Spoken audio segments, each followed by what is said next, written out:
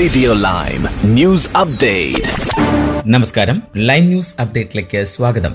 വാർത്തകളുമായി Arun. Assisted dying നിയമവിധേയമാക്കുന്ന യുകെയുടെ ആദ്യ ഭാഗമായി സ്കോട്ട്ലൻഡിനെ മാറ്റാനുള്ള അവസരം MSPകൾ നിരസിച്ചു. ലിബറൽ ഡെമോക്രാറ്റിക് ലിയാം മക് ആർത്തർ അവതരിപ്പിച്ച നിർദ്ദേശങ്ങൾ മാരക രോഗികൾക്കും മാനസികമായി കഴിവുള്ളവർക്കും ജീവിതം അവസാനിപ്പിക്കാൻ വൈദ്യസഹായം തേടാൻ അനുവദിക്കുമായിരുന്നു. വൈകാരികമായി നിറഞ്ഞ അന്തിമ ചർച്ചയ്ക്ക് ശേഷം ബിൽ 57-നെതിരെ 69 വോട്ടുകൾക്ക് പരാജയപ്പെട്ടു. ബില്ലിനെക്കുറിച്ച് എതിരാളികൾ നിരവധി ആശങ്കകൾ ഉന്നയിച്ചു. പ്രത്യേകിച്ച് സഹായകരമായ മരണത്തിന് ആളുകൾ സമ്മർദ്ദത്തിലാകുമോ എന്ന ഭയം. മരിച്ചുകൊണ്ടിരിക്കുന്ന സ്കോട്ടുകാരും അവരുടെ കുടുംബങ്ങളും അനുഭവിക്കുന്ന കഷ്ടപ്പാടുകൾക്കും ആഘാതത്തിനും വളരെ അപര്യാപ്തമായ പ്രതികരണമാണ് ബിൽ നിരസിച്ചവരെ മക് ആർത്തർ കുറ്റപ്പെടുത്തിയത്.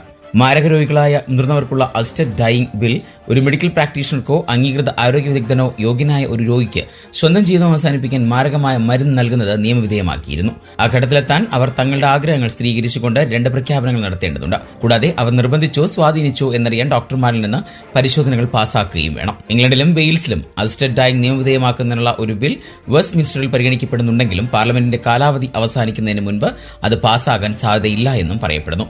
മക് ആർത്തർ ബില്ലിൽ നിരവധി മാറ്റങ്ങൾ വരുത്തി അത് മാറിക്കൊണ്ടിരിക്കുന്ന MSPകളെ സ്വാധീനിക്കാനുള്ള ശ്രമത്തിലായിരുന്നു. എന്നാൽ അതാണ് ഒടുവിൽ വ്യഥാവിലായത്. ഇതോടെ ഇന്നത്തെ വാർത്താ ബുള്ളറ്റിൻ പൂർണ്ണമാകുന്നു.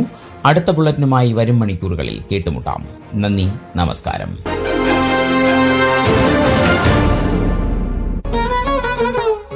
കൂടുതൽ വാർത്തകൾക്കും വിശേഷങ്ങൾക്കുമായി റേഡിയോ ലൈം ആപ്പ് ഡൗൺലോഡ് ചെയ്യൂ. പ്ലേ സ്റ്റോറിൽ നിന്നും ആപ്പ് സ്റ്റോറിൽ നിന്നും.